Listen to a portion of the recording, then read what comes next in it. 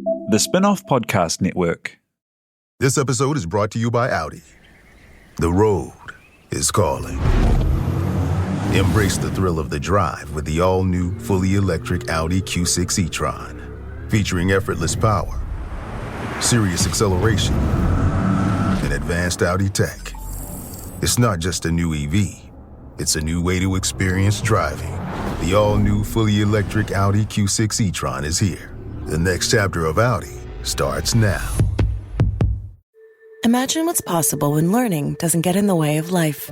At Capella University, our game-changing FlexPath learning format lets you set your own deadlines so you can learn at a time and pace that works for you. It's an education you can tailor to your schedule.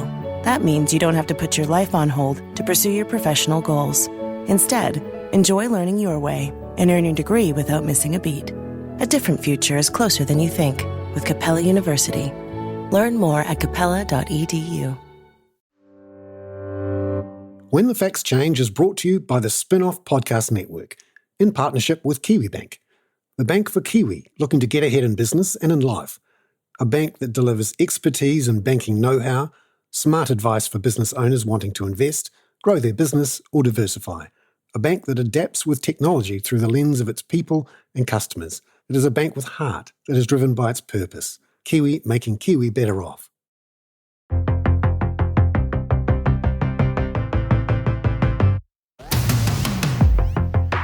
So AI is one of these hot topics where everyone's talking about it, but it's hard to work out what it actually means.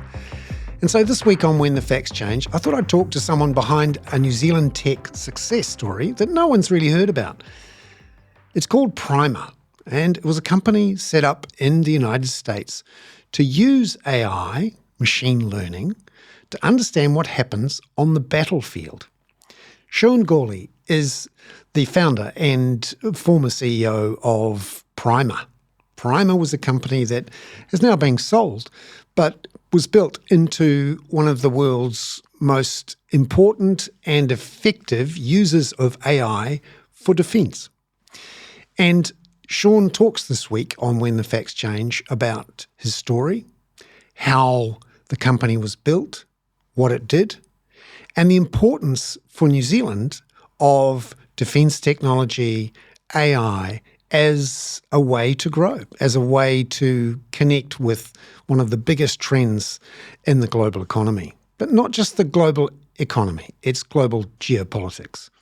We talk in this week's When the Facts Change about the challenges of China's rise, the problems with the United States and China in a great contest, and often based around this contest, this arms race between China and America to see who's got the best chips for the best AI, for the best robots and the best drones.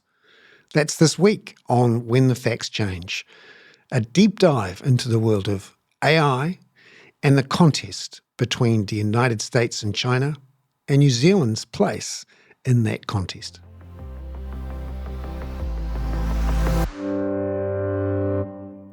Well, kia ora, and welcome to When the Facts Change to Sean Gourley, who is back in New Zealand, but is based in the United States as a bit of an AI expert, startup guy. Could you tell us, from a New Zealand point of view, what your story is? Yeah, look, so I grew up here in New Zealand, down in Christchurch, and did my undergraduate university work at the Department of Physics and Nanotechnology. I went across to Oxford to do a PhD in to pursue physics. I ended up studying the mathematical patterns of war and insurgency, and we published some, I think, pretty breakthrough work on the cover of Nature. Which, for a graduate student was kind of like an amazing experience to get that research out, to kind of really change and shape the way we could use mathematics to understand conflict. Wow. So what was breakthrough about it? Well, the first thing of that was really collecting data about conflicts like Iraq and Afghanistan, and then looking at the data and saying, are there any mathematical patterns in the way that violence unfolds? And it turns out there are. There are some very, very strong and very consistent patterns in the size distribution of attacks, in the timing of attacks, the geographic diffusion, and also those patterns aren't just for Iraq, but they seem to repeat themselves across all the insurgencies around the world. And it was as though this sort of really chaotic system of conflict was independently deciding to all obey the same mathematical patterns in the way that violence would unfold. Now, of course, when you see that as a physicist, you're like, all right, as a physicist, there's got to be some sort of fundamental underlying patterns that are creating and shaping this stuff. So now you start building models and simulations and sort of really primitive artificial intelligence was back in 2005-06 to try and capture those patterns in those models. And it turns out we were relatively successful at doing that, and hence published that work on the cover of the top scientific journal, Nature. So that would have gotten you in front of a lot of people in the defence establishments, diplomatic fields, defence tech, and obviously the United States is where a lot of that stuff is happening. Can you tell us then what you did and what you built? So coming out of that, you have this breakthrough research. It's also the subject of one of the very early TED Talks, had millions of views online, and it became, I think, a new way of looking at conflicts, which was to say, can we use the tools of mathematics and data and really early stages of artificial intelligence to try and understand what's going on? Turned out a lot of people were interested because there was a sort of this intractable problem of like, how do you deal with what was going on the ground in Iraq, which was basically the largest military in the world, which is the US, largely being outcompeted by a group of underfunded, seemingly under-organized insurgents. And of course, underneath this stuff, you start to kind of see patterns that we're observing and understanding why these insurgents were successful. And, you know, the dynamic of this is basically the continual kind of destruction of these insurgent groups without fully kind of removing them created this massive learning ecosystem where groups would learn things that become very prominent. The US would attempt to kind of cut off the leadership. The groups would fragment and all of that innovation would disperse back inside of that ecosystem where it would be competed for with the next most promising group. So you've got a continual ecosystem that's kind of in this sort of weird balance of creativity and albeit in a kind of an incredibly destructive, violent fashion, but creative, like, you know, in the tactics that they were deploying and the innovations of the technology. So that was there, and it turns out that all the insurgencies around the world started to look like this because if you didn't find the solution as an insurgency, you just didn't exist. And so it was as though the systems had evolved to find the only workable solution in that space. So look, that took me, it took me across to Washington, D.C. It took me to Iraq. I spent time out there. It took me to the United Nations in Vienna. And you know, ultimately, I looked at all that stuff and I said, look, I want to actually go and build. I don't want to just be on the theoretical side of this. I want to build tools to help us understand this world. So built the first company, it was a company called Quid in Silicon Valley. It was big data visualization of complex high-dimensional data structures. Interestingly, Peter Thiel was an angel investor in that back when he was but a tech scion and not a global or not even a New Zealand citizen. So and sold that and then moved on to the second company and got very interested in coming back into the world of defense and artificial intelligence. And so in 2015, looked at the two sort of vectors was where I was seeing the world kind of changing the most. One was artificial intelligence, and the speed and development of what we were seeing in 2015 was incredible for me. And the second was it felt very clear that we were moving towards a more volatile world and the defense was going to be at a primacy again. And those two vectors were kind of what gave rise to Primer. And with Primer, we had the mission of using artificial intelligence to create the best understanding of the world for use for intelligence organizations so they can make better decisions about what to do in the changing environments of the world they're operating in. So we built that technology, we deployed it with a large number of the three-letter agencies in the US and ran it on top of all the classified documents that they had and really created the system of artificial intelligence that underlies today the intelligence apparatus of the US. So how are you able to be outside the United States talking to me openly without being, you know, brought back in chains? Because this is all very secret stuff. This must be, you know, stuff that the American defense establishment would quite like to keep to themselves. Yeah, look, interesting enough, there'll be bits that I can and can't talk about. We have a good team in place at Primer now that is running that organization. I'm not day-to-day involved in that. And so, there's a bit more freedom and flexibility, but there's certainly things that I can't talk about. But there's also certain things that I don't know because of certain clearances that were there. We had people on our team that had security clearances that could go and see things that I couldn't see. But look, at the end of the day, this was a mission that I felt was very, very important, was to bring tools to help intelligence organizations make better decisions. So fast forward 8 years or so, 2024. Now, many of us have heard of some of these AI companies and tools, all the dramas, the open AIs, the Groks, these are becoming household names, and we're starting to see, from a consumer point of view, these things starting to be used. And the speed and scale of investment in the kit, in the engines. Not that I know what an AI engine is, but there's a lot of money involved here. How much has it changed in that 8 years since you were starting to do stuff? Yeah, when we started, artificial intelligence was very much in the realm of science fiction. It was, could this be done?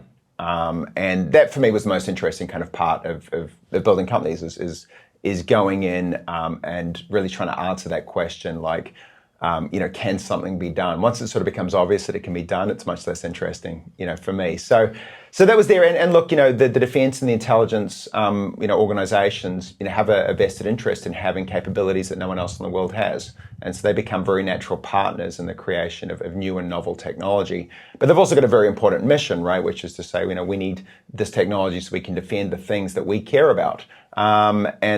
So, that's sort of the space there. Fast forward to today, the four major companies, Google, Meta, Amazon, and OpenAI are spending around $300 billion in the next 12 months, US. So something close to 550 billion Kiwi dollars on AI infrastructure and components. So it's huge, huge growth since then. And, we saw it at the time that this was going to be transformational if we were correct in the bets that we were making.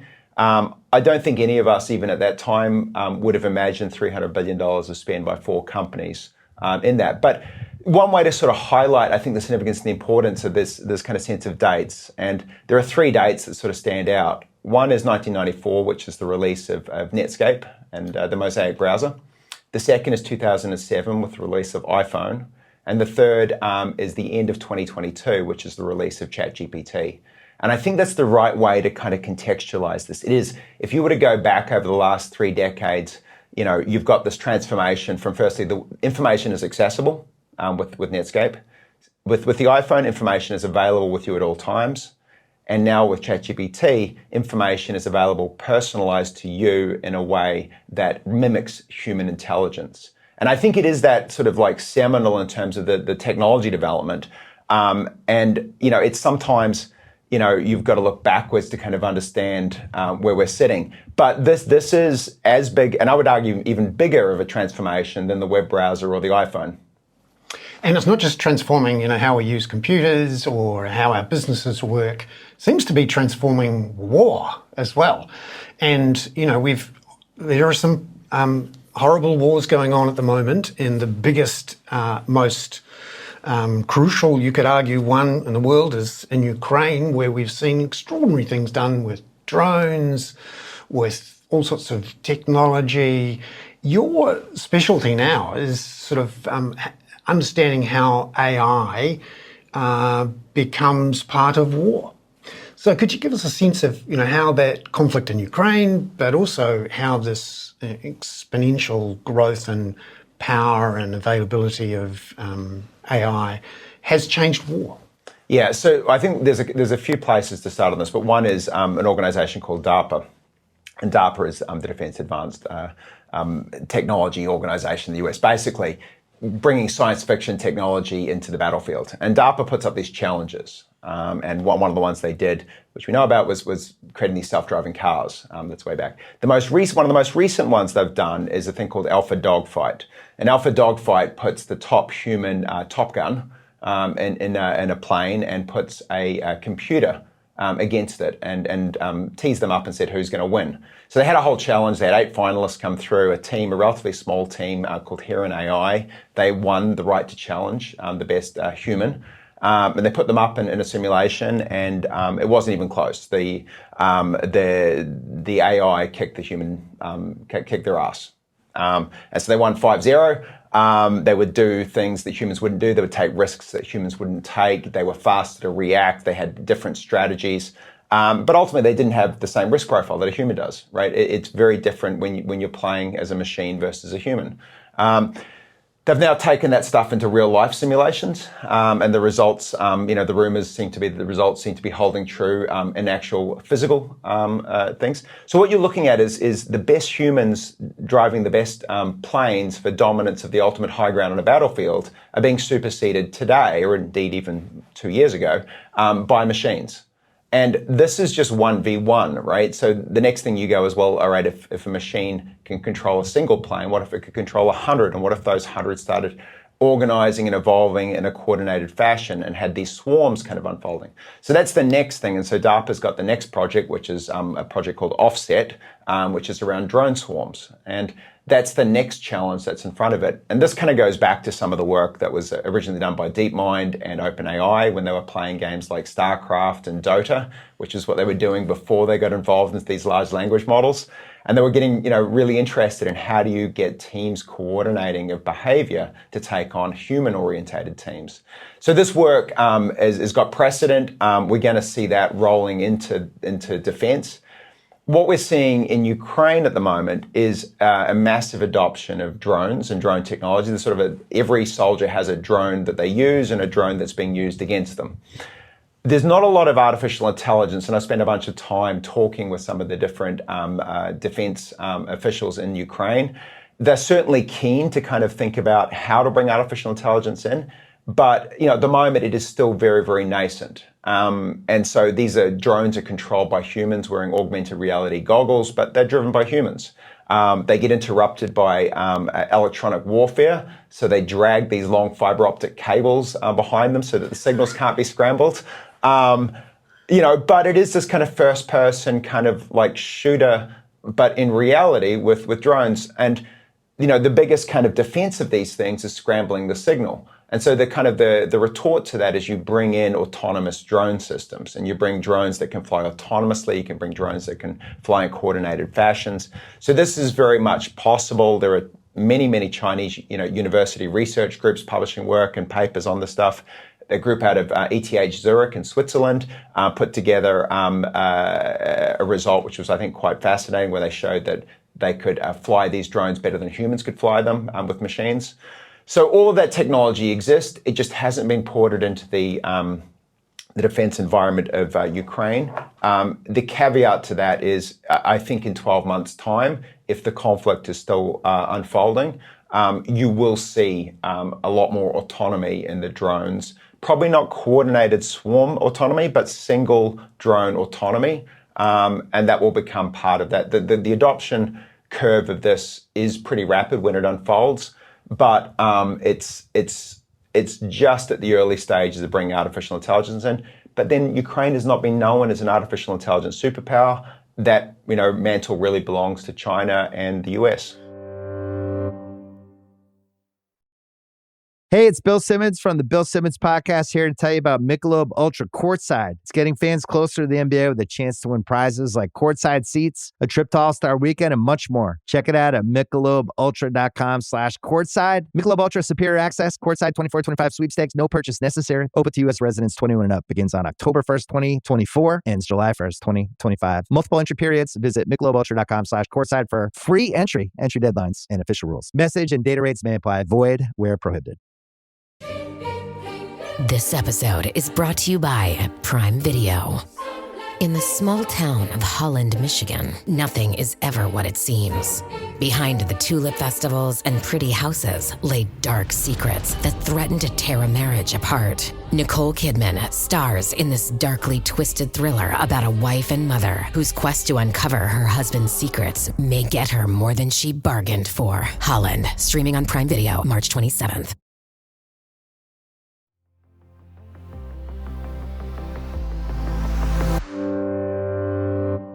So this is where it starts to become interesting for us, putting our country into the context of this contest, a bit like an arms race, an AI It's exactly like an arms race. It's exactly like an arms race. And at the moment, luckily or unluckily for us, the two contestants in this superpower arms race are actually our first and second largest trading partners. And we have to think not just about, tiptoeing through the tulips and trying not to get stomped on, but also, can we continue to be at the bottom of the world and treat everyone as our friend and hope this all works out or that they don't notice us? Look, New Zealand has profited greatly from having America as the sole superpower protector. Pax Americana has done, New Zealand very, very well. That world's coming to an end. And, I think the statements from the new German government have made it very clear that they don't believe that the Americans are coming anytime soon to support them if anything were to go wrong. I think a lot of people are sitting there and saying, look, the world has shifted. It's tilted on its axis. And all of a sudden, the sense that America is there to look after you, look out for you, and just be benevolent is gone. But at the same time, it's also a world that is more volatile because you've also got China with expansionist tendencies for the first time in arguably 600 years. And so you've also got those two, countries sort of on a collision course, particularly around the Pacific theater.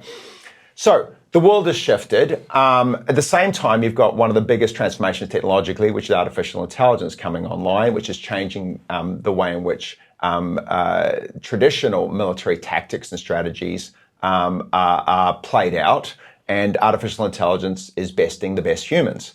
So you've got this conflict emerging between China and the US and their allies, and a changing technological element, which will, whoever gains the artificial intelligence advantage will gain the military advantage.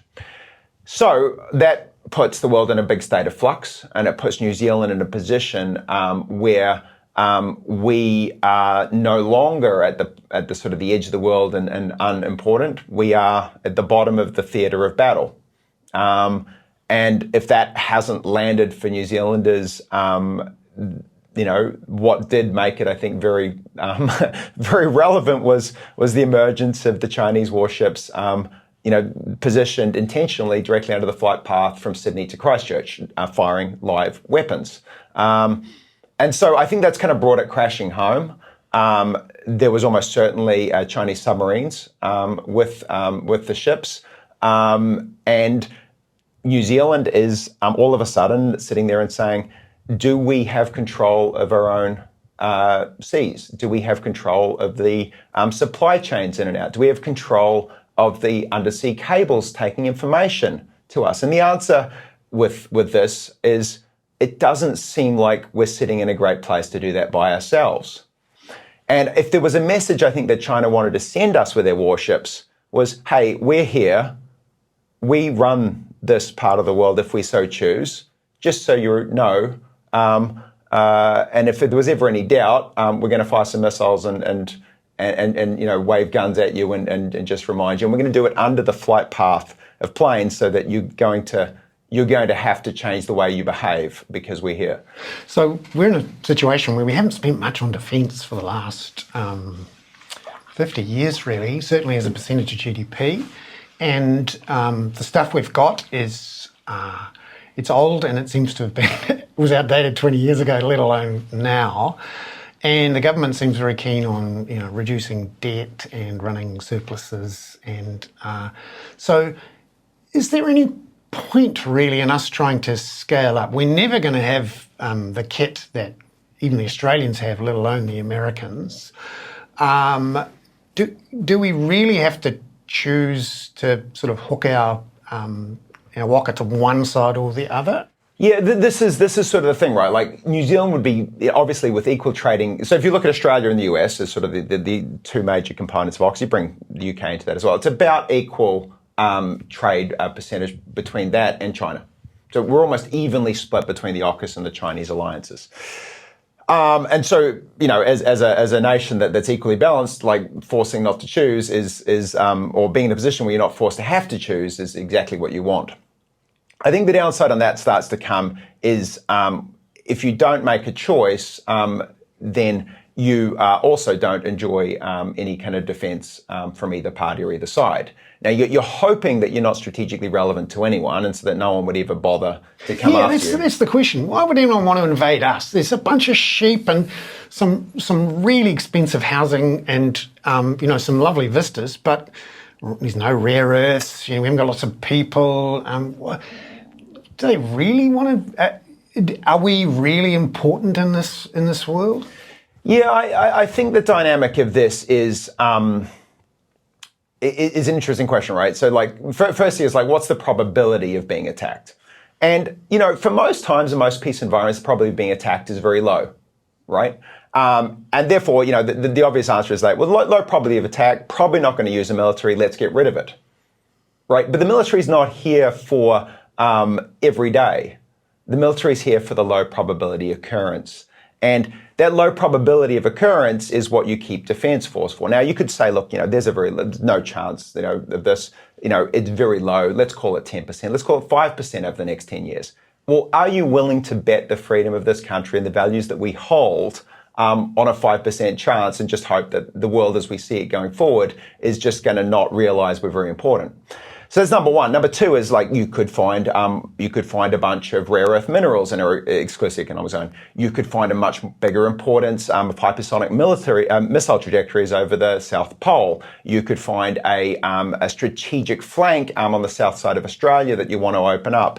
You could find a pathway up into the bases the Americans are holding inside of the Pacific Islands, or the Chinese are wanting to defend, and New Zealand suddenly becomes very important against that. Or you could find an advent of new kind of technology where it requires the geographic location for intercepting certain satellites. Not least to mention, we've got one of the few rocket launching capabilities in the world at the moment. Once you've got a rocket launching capability, you have a missile launching capability. You've also got the ability to destroy every single communication satellite that exists. So New Zealand, if it wanted to and really kind of pull the dead man switch, say, look, we're going to destroy every single comm satellite, every single GPS satellite. We could conceivably do that. Once you've got that stuff, you're no longer totally out of the game. And so I think the dynamic of that is just from a pure economic thing. But I'm kind of annoyed that New Zealand sits down and says, the thing that determines what we stand for defense-wise is whether or not we can sell milk, whether or not we can ship trees.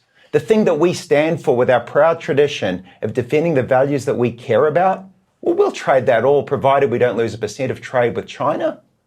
Where are the things that we value? Where are the things that we stand up for? What are the things we're willing to fight for? And I think that's the question that we haven't asked as New Zealanders, is what are the values that we're willing to stand up for and defend? And too much of this has come in to the pragmatic, we will trade our soul for a gallon of milk. Yeah, transactional is the way you're sort of describing it there.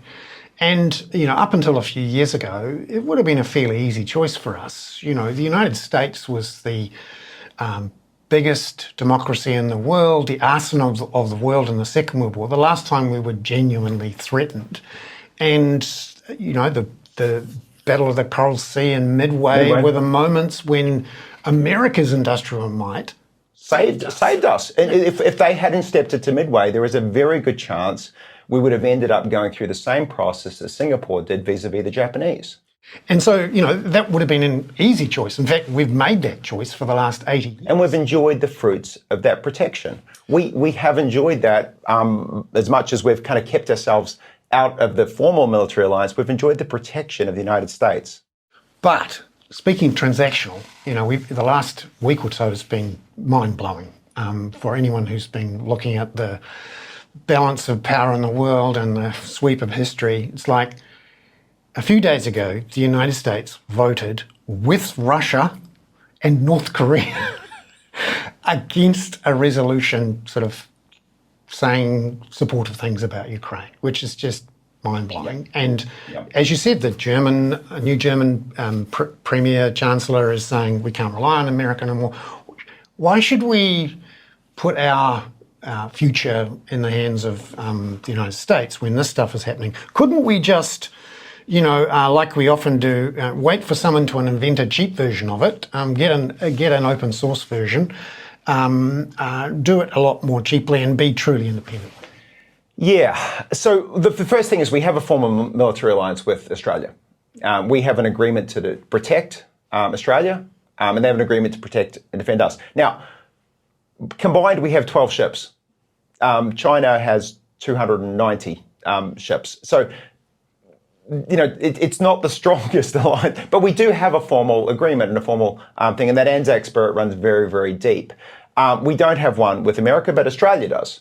So as much as we're saying, well, we want to be independent, are we going to give up the Australian alliance? Are we going to turn our backs on our Australian cousins and say, we won't defend you if you're attacked? Not to mention 1 million New Zealanders who are living there. Who are living there as well, right? So I think there's a question on that front, right? Like, if we want to be independent, are we going to be really independent? Or are we going to keep the Australian one? And if we keep the Australian one, have we really kept ourselves independent of the American one? And remember, it's AUKUS, it's also the UK. Is that alliance? You've also got, the Quad with Japan and India as well. So you're not just talking America and China, right? You're talking about the American alliance that they've got. Now, that is in flux. But at the same token, America is not an administration. America is the institutions that create the structure of that democracy that's there. Now, a lot of that stuff is being eroded. I personally don't like the eroding of the institutions that have supported that democracy. But I also don't think in the 4-year period or 2, if you see a midterm change, that you're going to destroy all the pieces. Certainly weaken them, but I think it's a mistake to confuse the American institutions with the American administration. And I think at the moment, if you're looking at this unfolding, as certainly as China does over decades, and the changing balances and powers of the major powers of the world, New Zealand would be very short-sighted to say what we're going to make our decisions on is the next 18 months of an administration which occupies the House and the Senate, which is not what America is. So that's number one. But number two is, where are we sitting in this? Yeah, look, we've got a chance with the new defence capabilities document coming together to actually put a line in the sand and say, look, we are going to take the new technologies that are coming online, and we know we're not going to compete against the existing and the old ones. We're not going to build 200 ships and be competitive as a maritime nation with China, but we can build technologies that start to change the way, like Ukraine has done, that change the way war is fought. And so in Ukraine didn't have a navy, but they were able to defeat the Russian Black Sea Navy, and they were to do it off autonomous surface vessels. Effectively modified jet skis controlled by third-person augmented reality glasses. New Zealand is in a very, very interesting place to start building technologies like that. There's a company called Scios down in Tauranga, which has won a number of big contracts in Europe that is building unmanned surface vessels, one of the big suppliers in the world. You look at things like hypersonic technology, you look at Dawn Aerospace down in Christchurch, you look at what Rocketlab's been able to produce and put together. So there is technology capability of building very, very interesting hardware in New Zealand and scaling it overseas.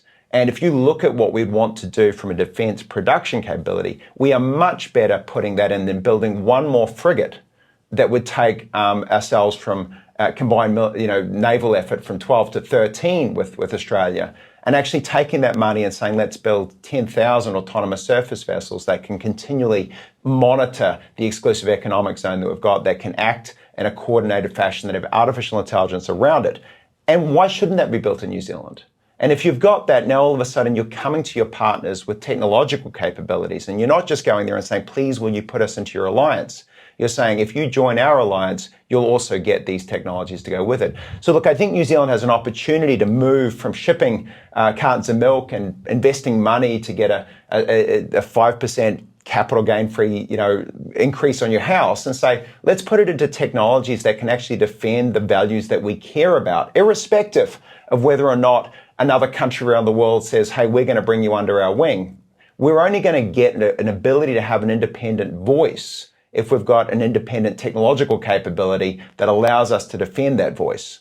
And I think New Zealand's in a place where we have the talent. We've proven that we can do it. Rocketlab is now a $21 billion company. It's 3 times the size of Fonterra. We are a country that sees ourselves as producing milk, but we're better off seeing ourselves as producing, world-class rockets, missiles, and defense technology.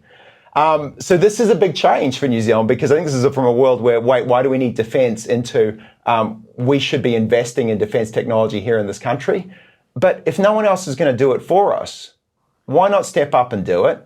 And as the world is unfolding into a more volatile place, if you don't do it, you become beholden to whatever the powers are that are around you. And at the moment, we don't have a lot of chips to play, but we do have a lot of talent, and we've proven that we can do amazing things with it. And so I think if you want a positive outlook of that thing going forward, you want to keep your independent voice, you better be prepared to defend it. Sean Gourley, the former CEO and founder of Primer, and now an expert commentator on AI and defence technology. Sean, thank you very much for being on When the Facts Change. My pleasure. Great.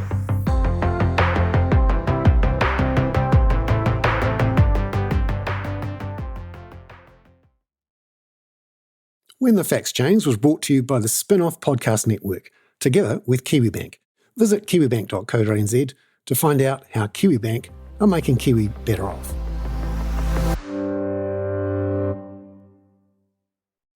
The Spin-Off Podcast Network.